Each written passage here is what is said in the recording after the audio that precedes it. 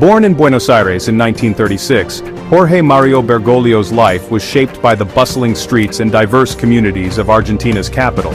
The city, with its rich cultural tapestry, offered a unique environment that influenced his early years. He was one of 5 children born to Italian immigrant parents. His family, like many others, sought a better life in Argentina. His father, Mario, worked as a railway worker. This job, though demanding, provided the family with a stable income. His mother, Regina Sivori, was a dedicated homemaker. She managed the household with grace and ensured that her children were well cared for. Young Jorge learned the values of hard work and family from a young age. He often helped with chores around the house and supported his siblings. Despite the family's humble means, Jorge's parents instilled in him a strong work ethic and a deep Catholic faith. He attended local schools where he was known for his diligence and curiosity.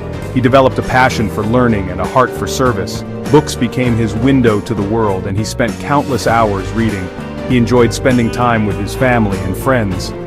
These moments of togetherness were cherished and helped strengthen family bonds. He also found joy in simple pleasures like reading, listening to music, and engaging in lively discussions with his peers, and watching his favorite football team, San Lorenzo de Almagro. Football was more than a pastime, it was a passion that brought the community together. Even in his youth, Jorge displayed a natural empathy for others, particularly the less fortunate. He often volunteered to help those in need. He was known for his kindness, humility, and willingness to lend a helping hand. These traits earned him the respect and admiration of his community. These early experiences would profoundly shape his worldview. They instilled in him a sense of responsibility towards others and a desire to make a positive impact. They would set the stage for his extraordinary journey as a man of God, guiding him towards a life dedicated to faith, service, and compassion.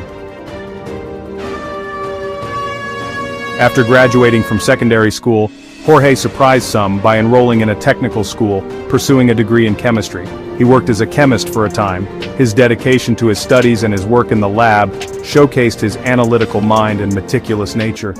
However, he felt a growing call to serve God and his people. This inner calling was something he could not ignore, and it began to shape his future aspirations. This led him to enter the Society of Jesus, also known as the Jesuits, in 1958. The Jesuits, known for their rigorous spiritual and intellectual training, provided a new path for Jorge. The Jesuits, renowned for their intellectual rigor and commitment to social justice, provided a fertile ground for Jorge's spiritual and intellectual formation. He found himself deeply engaged in the community, working alongside fellow Jesuits to make a difference. He thrived in this environment, immersing himself in his studies of philosophy, theology, and literature. His academic pursuits were complemented by his growing spiritual depth. He was ordained as a priest in 1969 at the age of 33. This marked the beginning of a new chapter in his life, one dedicated to serving others. Father Bergoglio's dedication and humility shone through in his work as a priest. He was known for his compassionate approach and his ability to connect with people from all walks of life. He served as a professor at Jesuit seminaries, where he shared his knowledge and inspired many young minds. His teachings were not just academic, but also deeply spiritual.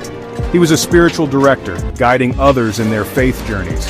His wisdom and insight were invaluable to those seeking spiritual growth. He continued to live a simple life, residing in a modest apartment and often taking public transportation. His lifestyle reflected his commitment to humility and service. His leadership qualities did not go unnoticed. He was a natural leader, able to inspire and motivate those around him. He was appointed as the provincial superior of the Jesuits in Argentina in 1973. In this role, he demonstrated exceptional leadership and vision. He later served as the rector of the Colegio Máximo de San Jose in San Miguel. His tenure as rector was marked by significant contributions to the academic and spiritual life of the institution. His wisdom, compassion, and commitment to social justice earned him the respect and admiration of his fellow Jesuits. He was a beacon of hope and a source of inspiration for many. These qualities would later become hallmarks of his papacy. His journey from a chemistry student to the Archbishop and eventually the Pope is a testament to his unwavering faith and dedication to serving humanity.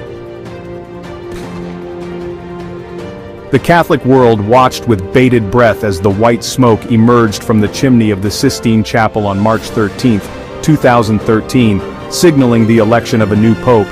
The anticipation was palpable, as millions around the globe tuned in to witness this historic moment. The air was thick with excitement and curiosity as everyone wondered who would be the next leader of the Catholic Church. The announcement of Cardinal Jorge Mario Bergoglio as the 266th successor to St. Peter sent shockwaves of surprise and anticipation across the globe. Many were unfamiliar with the Argentine cardinal, but his reputation for humility and dedication to social justice quickly became known. In a gesture laden with symbolism, the newly elected pope chose the name Francis, after Saint Francis of Assisi, the beloved saint known for his humility, poverty, and love for nature. This choice was a clear indication of the values and priorities that would define his papacy. This choice sent a powerful message about the direction he intended to take the church. It was a call to return to the core values of the faith, to focus on the needs of the poor and the marginalized, and to embrace a simpler, more humble way of living. It marked a departure from tradition and signaled a new era for the Catholic Church. The election of Pope Francis was not just a change in leadership, but a profound shift in the Church's approach to the modern world. The election of Pope Francis was historic on several fronts. He was the first pope from the Americas, a testament to the growing presence and vibrancy of the Catholic Church in the region. This was a significant moment for Latin America, a region with a deep and rich Catholic heritage. He was the first pope from the Americas, a testament to the growing presence and vibrancy of the Catholic Church in the region. His election was a recognition of the important role that Latin America plays in the global Catholic community. He was also the first Jesuit pope, bringing with him the order's rich intellectual tradition and commitment to social justice to the papacy. The Jesuits are known for their educational institutions and their work with the poor and marginalized, and Pope Francis embodied these values.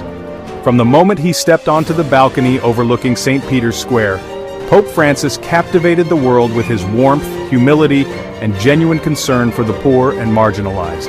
His approachable demeanor and heartfelt words immediately endeared him to millions. His simple yet profound message of mercy, compassion, and hope resonated deeply with Catholics and non-Catholics alike. He spoke of a church that is a field hospital after battle, a place of healing and refuge for all. His papacy promised to be a time of renewal and reform for the church, a time to build bridges and reach out to the peripheries of society. Pope Francis's vision was one of inclusivity and outreach, aiming to bring the church closer to the people it serves.